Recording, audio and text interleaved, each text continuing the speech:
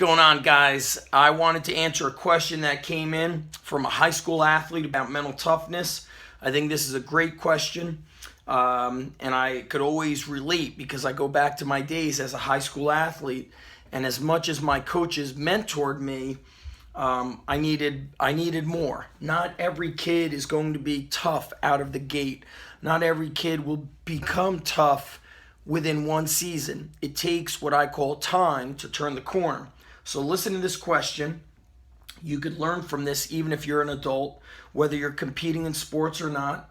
And then, of course, share this with other athletes. If you're a coach, share this. If you're a parent, share it with your kids. So this question's coming from Tyler. He goes, I don't know if I'll get a response or if you will even see this, but I figured I'd give it a shot. So number one, I read all my emails, guys. Most of the time I answer your emails through a video or on the podcast. So this is me. It's me. There's no assistant answering these personal emails. For my gym, I have somebody that manages the billing so people don't treat our gym like, hey, you're my friend, and treat it like a half-ass gig. It's pretty amazing when somebody handles your billing, how quickly people start viewing you as a professional. So, Tyler says, I'm a sophomore in high school. I come from a lacrosse background as an athlete.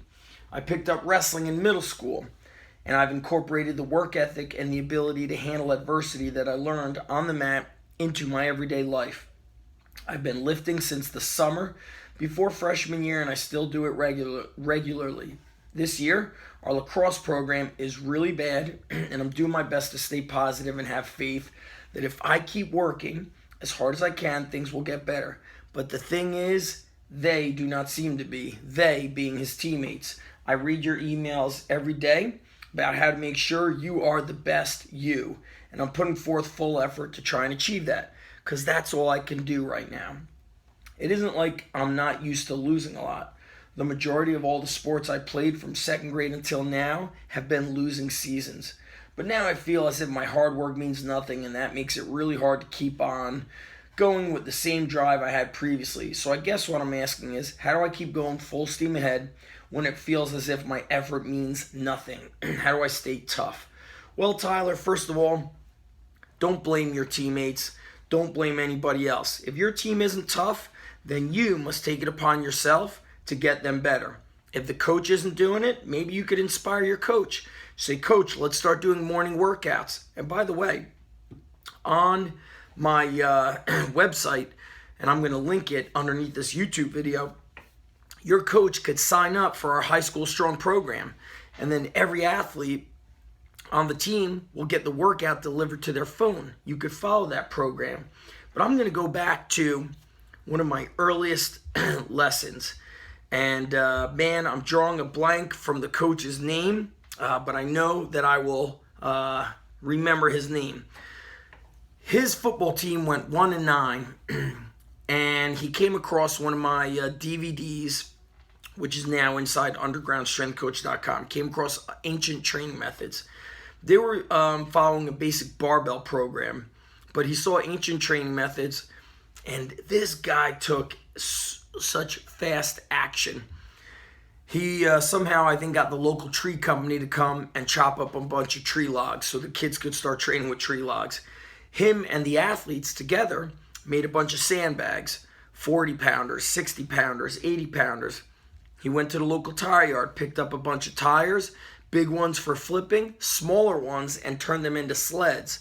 I've got old photos of these guys, ancient training methods, football.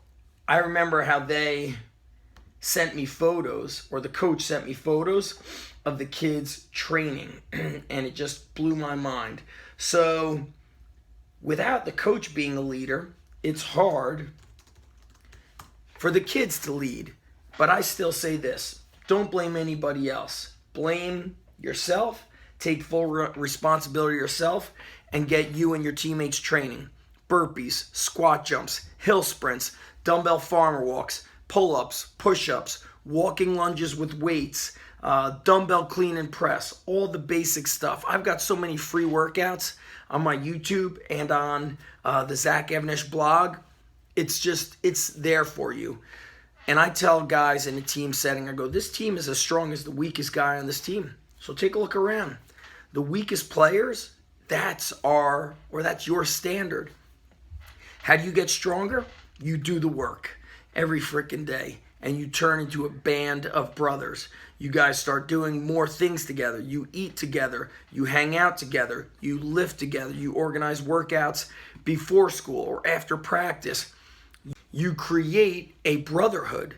And instead of being all upset about it, you can fire yourself up by being an action taker. And the more work you guys do, the more confident you will get. The more self-confidence you have, the tougher you are. The more work you do, it develops and instills a sense of pride.